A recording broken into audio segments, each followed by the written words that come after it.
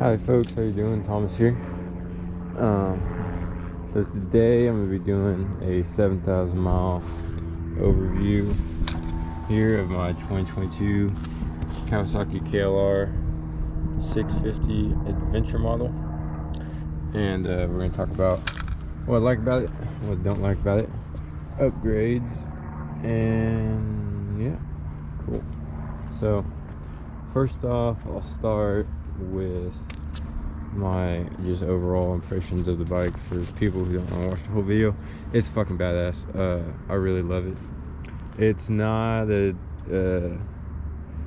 I mean, you do enough upgrades to it and it's pretty damn close to 10-ray. It's not a 10-ray, but if you can't get a 10-ray, like I couldn't, one, it was a big enough problem trying to find one, and then they're $14,000 on top of that, plus then you got to do another $3,000 worth of upgrades to it, and by then I'm sitting at, you know, $16,000 bike. At that point, I'll just go buy an Africa Twin and accept the weight penalty. So kind of where I was at with this. So I went KLR. I was looking at the CV500X, but that bike just is not off-road capable in my opinion at all, so just scratch that idea. But I did like that it had some more modern features. But so we went to KLR. I actually picked this thing up on an even better deal than it already is brand new. I picked up used with 2,500 miles on it. The guy had owned it just kind of through the winter, basically. Rode it a little bit here and there. We had a pretty mild spring and whatnot. This here that I just noticed is an issue that we'll talk about with these bags, these factory bags. I think those are going to be getting replaced by me here pretty soon. But anyhow, I bought a used 1,200 miles on it. I got about $13-ish hundred off of what I would have just going and buying a brand new 2020 Adventure. Obviously it's still the newest model available, so it's still under factory warranty for me, actually only like for another week. But the factory warranty is transferable, so if you did buy used 22 within 2022, you're still under warranty. I know not a lot of people have done that because people buy them normally keep them, but this gentleman bought it, hadn't ridden in a long time, decided he liked it but wanted a Harley. Realized he's never gonna go off-road, didn't want the big tall bike, so it makes sense. So basically, issues I've had, no issues as far as shit that shouldn't happen. It's just all normal, you know, run-of-the-mill stuff that happens to every bike. You know, clean and leave your chain, that needs to be done. The stock tires wore out pretty quick. I had bought the bike 2,400 miles on them. There wasn't a lot left, but after letting my, you know, 21-year-old ass ride it around for a couple weeks, there was definitely nothing left. This is actually still the stock front tire, and I'm at 7,000 miles now. Could it be replaced? Yeah, for sure, and it is being replaced, but not right now. It'll probably be done in a couple weeks. But this is a tire I put in the back, Shinko 705. Fucking love it. Does great in the loose, rocky, you know, bullshit we have, caliche type stuff here in Central Texas, and it does good on the street, and does good in the gravel. It does decent in the sand because it's got big chunky knobs. But anyhow, this stock front tire, I don't have a little problem with it. It does good. I did like the stock windshield position. However, I'm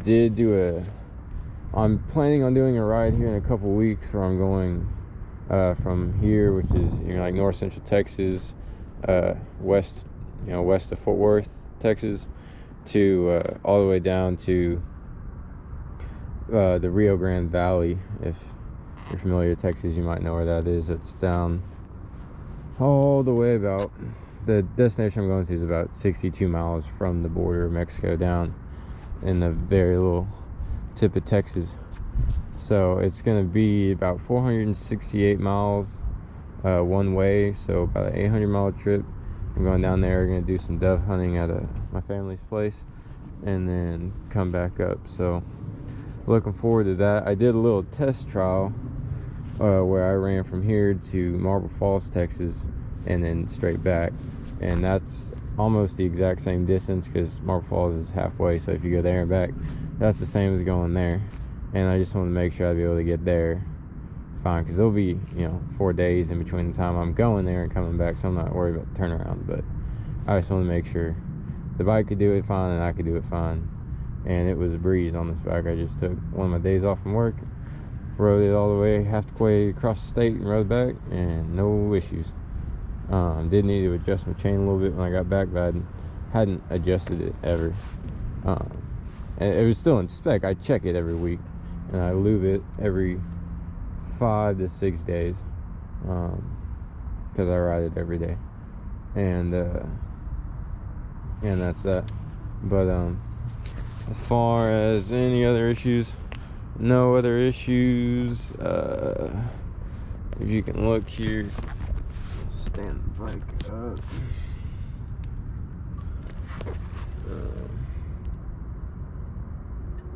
Does not seem to burn oil at all. That's about straight. I probably had more oil in it than that when I first did my oil change, but I'm only running 2,500 maximum mile intervals on this thing. They recommend 4,000, but I don't know. There's a lot of shitting out of oil after even just 1,000 miles, so I don't want to leave it in there. And oil is cheap enough. Engines are not, so change your damn oil. So I'm doing, you know, 2,000 mile ideal intervals on this bike. I changed it at 5,500. It's at 7,000 something now, 7,078. And at the end of this week, I'm gonna go ahead probably on Thursday and do oil change and filter. So that'd be like probably like, you know, only 1,800 miles or so on the oil. But I got that big trip coming. I don't want to do it on old oil. So new oil and filter going in before the trip. I'm gonna switch it over. Right now it's running the Kawasaki,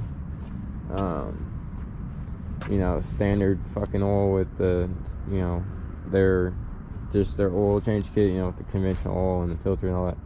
And that's what it's running right now. This is its third oil change, or shit, I had the first service, second service.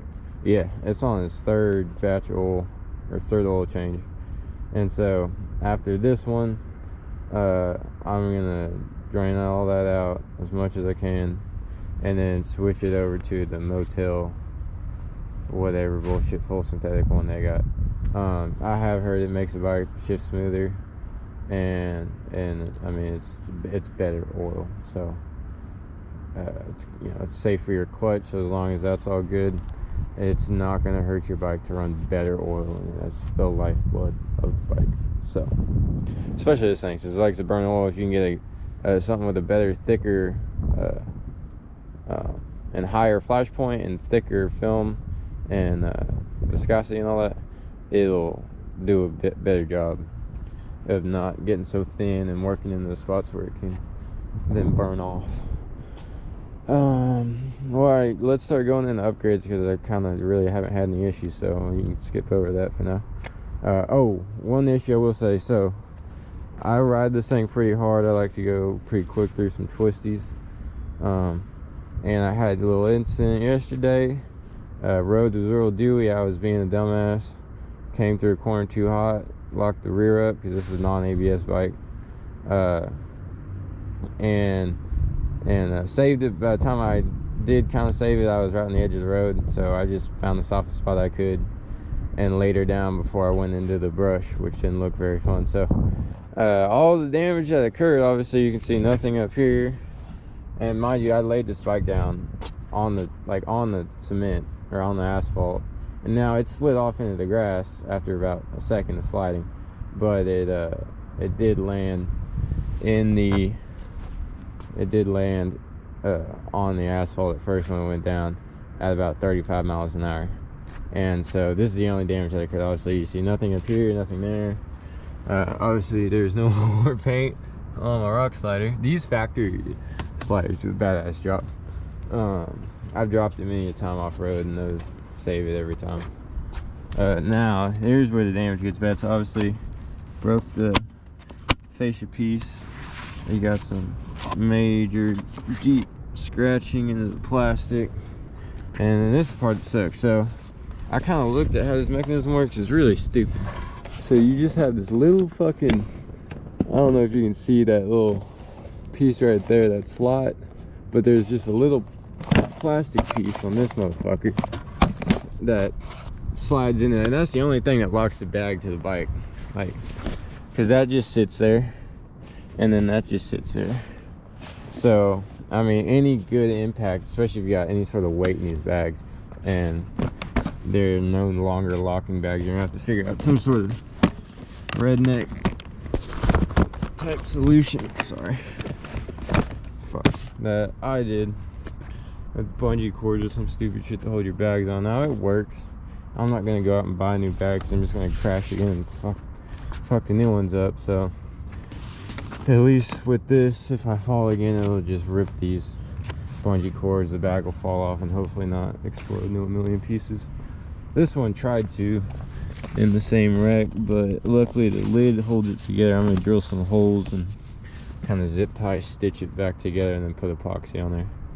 But anyhow, so the bags, I give the bags a 3-star rating. They're tough enough. I've dropped them on them a lot off road and they didn't really mess them up. I busted part of this hinge. It still works though, obviously. So like, I don't know, they're tough enough to where they keep working, but they're not tough enough to where they're like a good, I would say they're a really good quality bag. Pretty fucking annoying to deal with, to be honest with you. If you mess it, now if you don't mess them up, if you're easy on the bike, you don't plan on dropping it, especially not putting it down on the road, going fast through twisties like a 22-year-old does, then you're fine. You know, they're fine. You can hold plenty of shit in them. They are keyed to the bike, which is really convenient, except if you're already warming the bike up in the morning and then you're like, oh shit, then you gotta stop warming the bike up, fucking get whatever you're getting, and then start anyway. That part, unless you keep your spare on you, but that's weird. Oh, one other minor gripe I kept getting this god awful squeaking. It sounded like a freaking 90s Toyota belt screaming its life away, and it was horrible. And I kept thinking it was coming from this thing, but this thing's got like 4 rubber mounts, so I'm like, I don't know how the fuck that's doing that. And then you can see from the factory it was rubbing up on the paint right there, so I think this was part of the squeak. So I got this backed off and torqued properly, and I might, before my warranty's out at the end of the week, go in and see if maybe they'll give me a new tank, because that's bullshit. This was pushed in there, not aligned properly like that side, and it caused it to scratch the shit out of the tank. So maybe they'll replace it on warranty. We'll see. I don't know if I want to go through the bullshit to do it. I work in the service department and sometimes it's just not worth it. Anyway, so so anyway, I was having that squeak, blah blah blah. I couldn't figure out where it was coming from. There is a one of these little Allens. There's 1, 2, there's actually a third one under here. So take this off, check that when you're checking these, and make sure these are all the right torque. Make sure this is the right torque. Don't over tighten it or it'll squeak even more. Now these guys down here, these are really important. You gotta look up the torque spec. I don't remember it off the top of my head, but you need to torque these properly, because what I did is I cinched them down after I installed like my tack and stuff and did some wiring up in there. I put this panel back on. I just torqued the shit out of these, you know, because I want them tight, not rattle loose. Wrong idea. That does not work. They squeak like a motherfucker. So this is where the rattling was actually coming from. It was hitting this lower part of my tank and being annoying. So I just loosened these up, torqued them to spec, and no more squeaky. So that's kind of more my fault, I guess. You can see still factory chain and sprocket.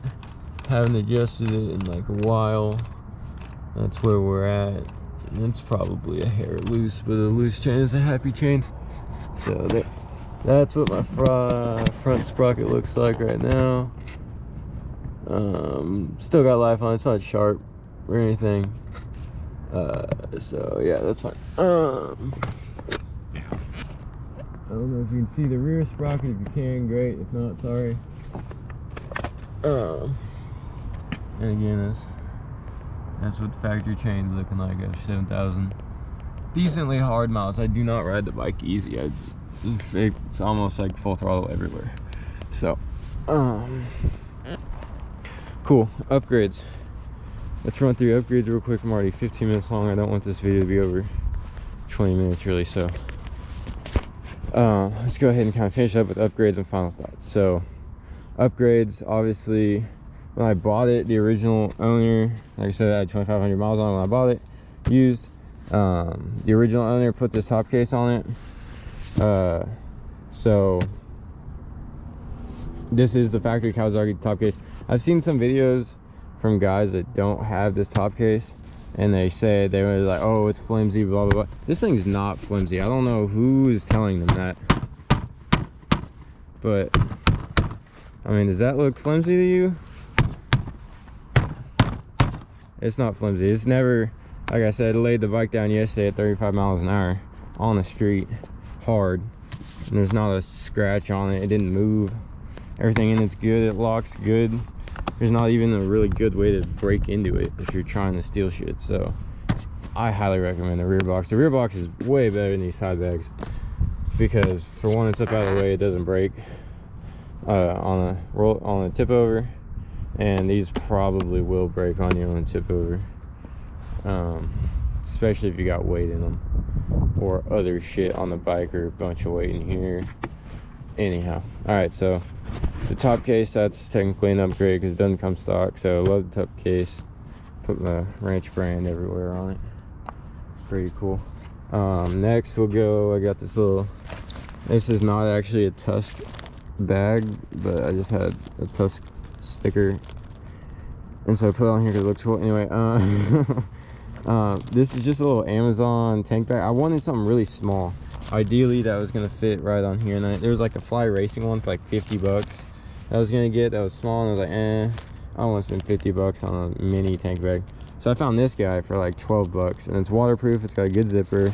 The quality is nice. If you still run wired headphones for whatever reason, you can do that, or if you have like something else in here that needs to charge, you can do that. It's waterproof. You know, I got my AirPods, my car key fob in case I need to get in my car, my wallet, and then some, you know, other knick-knack bullshit in there.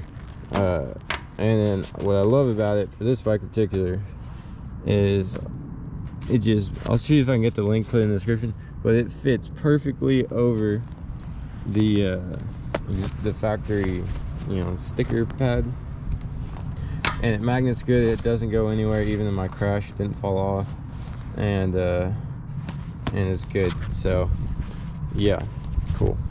RAM phone mount, obviously there's my phone. I hate this whole rubber thing, it's a piece of shit, but whatever. I put it right in the middle. I have it coming out towards me. I can still get gas in the bike. I just turn the handlebar.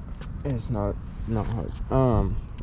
Coming over here, we got the double takes. Obviously these are an absolute must do on this bike. Like, if you buy the bike, you might as well just like go ahead and order these as soon as you know you're buying the bike, because the stock mirrors are trash. They fucking vibrate loose. There's no real way to adjust them, because anytime you try to adjust them, it causes them to be loose, and it's just no good at all. So double take mirrors, you need them. And the vibration in the stock mirrors is so bad you can't see through them. Like, there's really no point of having them, because everything behind you is just a giant blurry blob because they're vibrating. These ones you can see even on the highway. They don't move. You don't get off the highway and find your mirror fucking slapping you in the face when you turn. Anyway, get the double takes. Next we got the Tusk D-Flex. These are actually like the motocross style handguards, so they're a little bit tougher, a little bit thicker, and yeah, a little bit skinnier here on this width, and they got some ventilation. So if you're in a cold weather place, I wouldn't recommend them because it's not a whole lot of wind protection.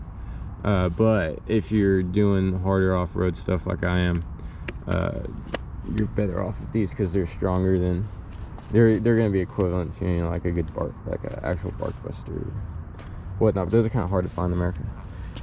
Anyway, here's the only kind of clearance issue I got. You gotta just be careful with that, that if you were coming to crash and this comes up, you want to make sure these bolts aren't crazily cranked down on your clutch, so that if this moves upwards, it pushes the clutch upwards instead of just snapping, because it'll just snap that adjustment bolt probably right there in the lever, and then that's no fun. So all right, moving up, so that's the handguards. Moving up, we've got the Trail Tech dash. Now it's currently you know, the very start of October here in Texas, so it's just now kind of starting to cool off. As I say that, it's still 71 degrees, and it's only that's, I guess it's almost noon, something like that. But it's just not cold enough yet where I think, you know, I bought the bike in August, so it definitely doesn't need a thermal bob then. It's 109 fucking degrees. But I'll definitely gonna do the thermal bob here in the next few weeks, just because as the temperatures go down, I want to be able to ride the bike in the mornings and stuff and not worry about it, you know, starting to burn oil because of the temperature difference, and me riding it to work in the morning when it's cold, and then riding it back, you know, in the afternoon when it's not cold, and blah blah blah blah. Anyway, next thing, I already mentioned it, Shinko. There we go, Shinko 705. Love the tire. Here's the tread pattern. Got big old chevrons. They grip great off-road. They grip in the rocks. They grip in the gravel. They grip on the street very well. Coming up from that, we've got the Lex MX exhaust. I went with this just because it was the cheapest option pretty much, and it sounds good, and I think I actually like the look of it. It looks more like a, I like the look of the FMF the best, but it was like $200 more than this one, and so I was just like, nah, because it's the same, it's really the same thing. And I like it, it's like easily repackable. I took the insert out of it. Now that's what I'm about to get into on this bike, is because the performance is good in stock, but it's just really, it really leaves some to be wished. There's a god-awful amount of engine braking, and so it makes, like, if you like to downshift to decelerate like I do, it makes that no fun. You just can't. You just need to clutch the bike in and use the, I'll be honest, pretty spongy, shitty feeling brakes. So that's why, especially on this thing, I prefer to downshift to slow down, you know, more so than just, you know, pulling the clutch and grabbing the brakes, because the brakes feel on this bike is not great, and it's pretty heavy. So basically what happened, I think, is they had to make this thing Euro 3 or whatever the fuck. I don't live in Europe, I live in America, so whatever emissions bullshit they got over there type thing, and it just choked the shit out of the bike. Because I was watching a lot of videos from guys that own the Gen 2 that now own the Gen 1, I mean the Gen 3, that own Gen 1s and 2s, and they're like, yeah, you can just hear and feel that this exhaust is choking it, even when you just like put your hand behind it and feel how much gas is coming out. So I was like, all right, cool. So I put the new exhaust on it, thinking that would wake it up. I also went ahead and did the snorkel delete, which really woke up the sound of it. The intake sound really came. It didn't make like any intake noise pretty much, and it just sounded like a farm bike. But once you take that out, it gets that roar, and it sounds more, you know, like a Harley type noise. You know, it's got that slappy, you know, thumper sound, and that thumper growl to it, and so that made a huge difference in like the sound when you sit on it. But then I put new filter, new exhaust in it, and it was better, don't get me wrong, but there's still a lot of engine braking, and like fifth gear you had to be over 55 miles an hour, otherwise it was just way too boggy, and which is kind of annoying, because then, you know, if you just want to ride at like 50 or 52, which I do a lot of the times, you're in 4th gear and you got it revved higher than you really want to be comfortable, and you want to go into 5th gear, but then it's just too boggy. You come up to the slightest hill and it's so, you know, it's no good there. So, but what I did, I was like, well, let me just see what this insert that comes with the Lex exhaust is like. And here, you know what, while I'm talking about this, I'll go ahead and pull it out and show you what I mean. Pardon that. Yeah, cut this out of the video there, but alright. So I'll show you what I mean with this factory insert. I just felt like, you know, it could be opened up more.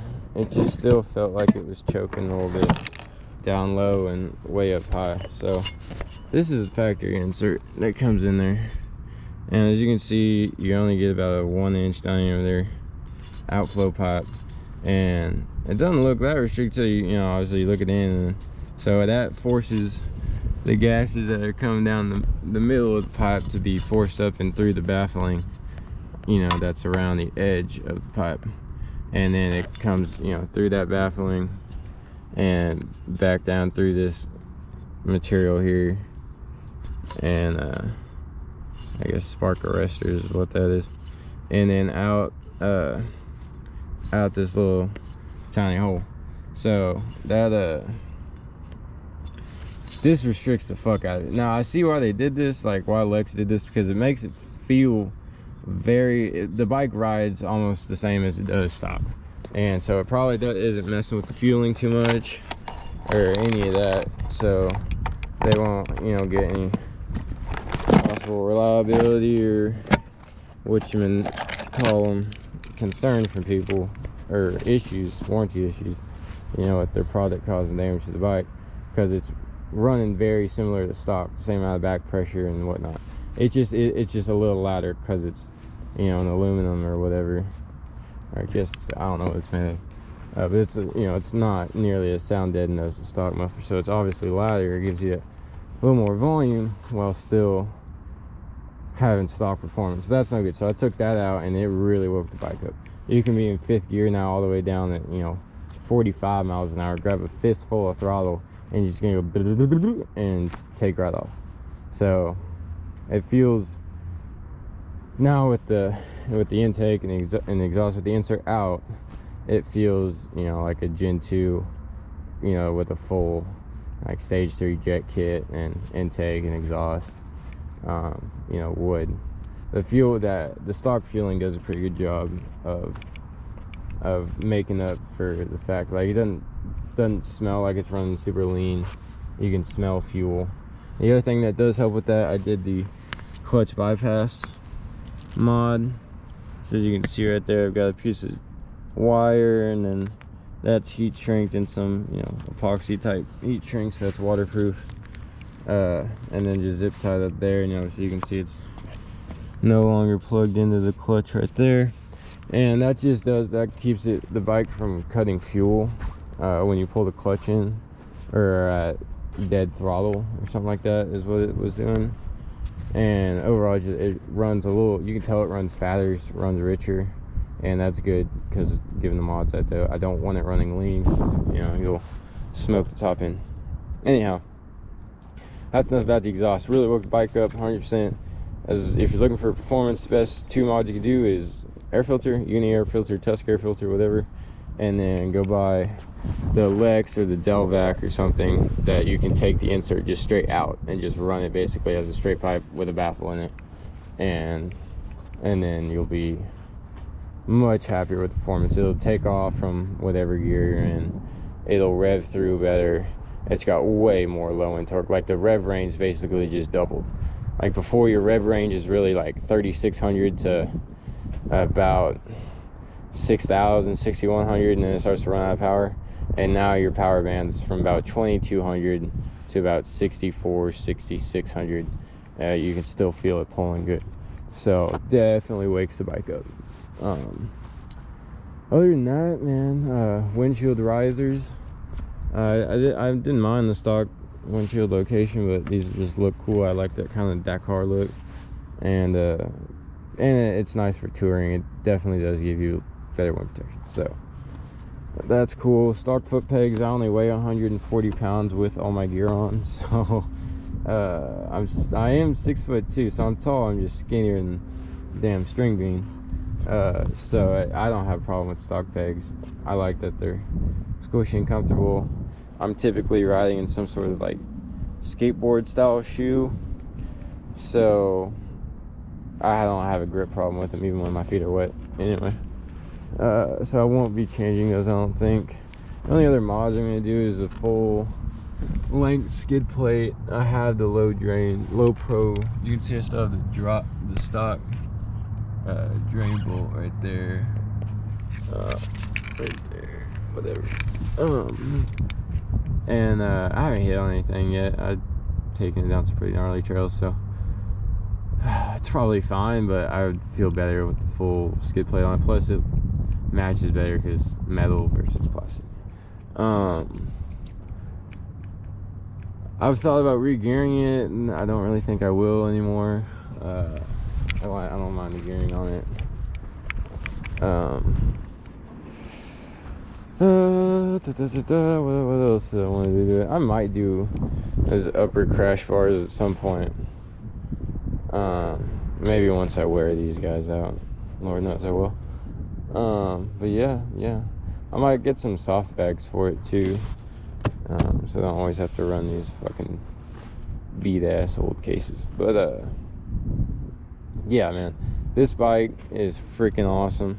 This video's gotten way too long. I didn't want it to be this long because I hate all the other videos that are this long, but I see now as I'm making one why they get long. There's a lot to talk about, and it's a really good bike. So if you watch to this point, I really do appreciate it. This is a great bike. I'm just gonna give you my final comments on it now. I mean, if you can't get a Tenere 700, which most of us can't right now, it's fucking hard to find them. In all of North Texas, which is a huge bike market, one of the biggest bike markets in the country, I can't find one for sale. Actually, I did find a couple, but they're 14 and some change, so not worth it to me. But this bike, you do the performance mods to it. I'm gonna get it custom tuned. I've got the suspension fully stiffened, at its 5th click on the preload, and the rebound turned up quite a bit, and it feels good. It's a little stiff, but it feels good, especially if you're hauling ass. If you didn't want to haul ass, I'd knock it back down to the 4th stage on preload, but I'd probably leave the rebound where it's at. I might do the adjustable front fork upgrades. That does sound like something I'd be interested in. Other than that, I really don't think the bike needs a whole lot else. I want the metal skid plate, and then I'm gonna do obviously that fork brace, and probably take these guys off. I just haven't wanted to fuck with it yet, but I'm gonna do the fork brace and the skid plate, and that's really all I plan on doing to it for now. If you have any suggestions, obviously in the thermal bob, on what I should do, just let me know. But I've been super happy with the bike. I've loved the little upgrades I've done. I put these tank pads on. They're just some I cut out of the big sheet of this material, so they're not perfect, but they don't look horrible. Oh, and I forgot the bar risers. I forgot to mention bar risers. These are like some Chinese knockoff